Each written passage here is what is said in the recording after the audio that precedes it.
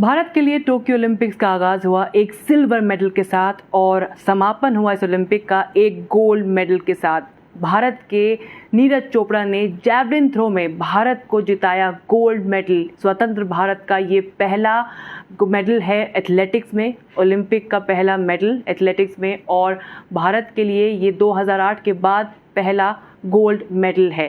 जाहिर है पूरे देश में जश्न का माहौल है, चारों ओर वाहवाही हो रही है नीरज चोपड़ा की। लेकिन इससे पहले शायद ही किसी ने सोचा होगा कि ये जो गोल्ड मेडल जिसका काफ़ी वक्त से इंतज़ार था वो नीरज चोपड़ा 23 साल के इस नौजवान के ज़रिए आएगा जो कि अपना पहला ओलंपिक खेल रहा है। और याद रहे कि इस रेस में या इस फाइनल में मेडल की रेस में बहुत ही धुरंधर जैवलिन थ्रोअर्स थे इनके साथ में। उनमें से एक थे जर्मनी के जैवलिन थ्रोअर जो कि टॉप जैवलिन थ्रोअर हैं पूरे दुनिया में, योहानस वेटर, जिन्होंने कई मौक़ों पर अपनी दावेदारी ठोकी है। उन्होंने बहुत मौक़ों पर कहा है कि वो गोल्ड मेडल जीत सकते हैं और नीरज चोपड़ा को चुनौती देते हुए उन्होंने कहा था कि नीरज चोपड़ा उनके आसपास भी नहीं होंगे, उनको वो छू भी नहीं पाएंगे टोक्यो ओलंपिक्स में। हुआ क्या इस फाइनल में? योहानस वेटर जो हैं वो मेडल की रेस में इस फाइनल के बीच में ही बाहर हो गए, डिसक्वालीफाई हो गए। योहानस वेटर पिछले 24 महीने में दुनिया के एकमात्र ऐसे खिलाड़ी हैं जिन्होंने भाले को 90 मीटर से दूर फेंका है। उन्होंने ऐसा 18 बार किया है। इसमें इस साल अप्रैल और जून के बीच लगातार 7 प्रतियोगिताओं में ऐसा करने का रिकॉर्ड शामिल है। वो पिछले साल वर्ल्ड रिकॉर्ड कायम करने से 72 सेंटीमीटर से चूक गए थे। पोलैंड के सिलेसिया में उनके भाले ने 97.76 मीटर की दूरी तय की थी। वो भाले को सबसे अधिक दूर फेंकने के मामले में चेक रिपब्लिक के दिग्गज जान जेलेजनी के बाद दूसरे स्थान पर हैं। लेकिन टोक्यो में वेटर ऐसा कुछ नहीं कर सके। उन्होंने फाइनल में 82.52 मीटर का बेस्ट थ्रो फेंका। इसके चलते वो पहले 3 थ्रो के बाद 9वें नंबर पर रहे और बाहर हो गए। आपको बता दें, टोक्यो से पहले वेटर ने कहा था कि नीरज अच्छे हैं।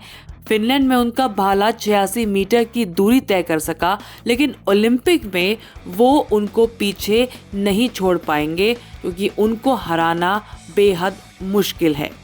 लेकिन आखिर में क्या हुआ ये सबने देखा। मेंस जैवलिन थ्रो फाइनल में नीरज ने उन्हें पीछे छोड़ा, काफी पीछे छोड़ा। इस भारतीय एथलीट ने 87.58 मीटर का थ्रो किया, जिसके आसपास वेटर तो क्या कोई और भी प्रतिद्वंदी नहीं भटक सका। जब नीरज से पूछा गया कि अब वो वेटर को क्या कहना चाहते हैं तो उन्होंने कहा कि इस बयान पर वो पहले कुछ नहीं बोले और अभी भी वो उस पर कुछ नहीं बोलना चाहते, मगर उन्होंने ये जरूर कहा कि इतने अच्छे खिलाड़ी की ये परफॉर्मेंस देखकर उन्हें दुख हुआ। नीरज के पदक के बाद वेटर ने उनकी खूब तारीफ की। वेटर ने कहा कि नीरज काफ़ी प्रतिभाशाली है और उनका हमेशा दोस्ताना रहा है। वेटर ने कहा कि वो उनके लिए खुश हैं, उनके पास ब्लॉकिंग की तकनीक है और उससे क्वालिफिकेशन में देखा गया उन्होंने बहुत अच्छा खेल दिखाया। आपको बता दें, वेटर और नीरज की दोस्ती अच्छी है। दोनों जब मैदान पर होते हैं तो एक दूसरे के तगड़े प्रतिद्वंदी होते हैं, लेकिन मैदान के बाहर वो अच्छे दोस्त भी हैं। दोनों की मुलाकात साल 2018 में जर्मनी के ऑफेनबर्ग में हुई थी। दोनों एक ही सेंटर पर ट्रेनिंग लेते थे। इसके 3 साल बाद पिछले महीने दोनों फिनलैंड में कोटन खेलों के दौरान फिर से मिले। यही नहीं, दोनों ने एक ही कार से हेलसिंकी से फिनलैंड तक की यात्रा की थी। इस फाइनल की बात करें तो चोपड़ा का यहाँ 7वां बेस्ट थ्रो था और 2021 का उनका 3रा बेस्ट थ्रो।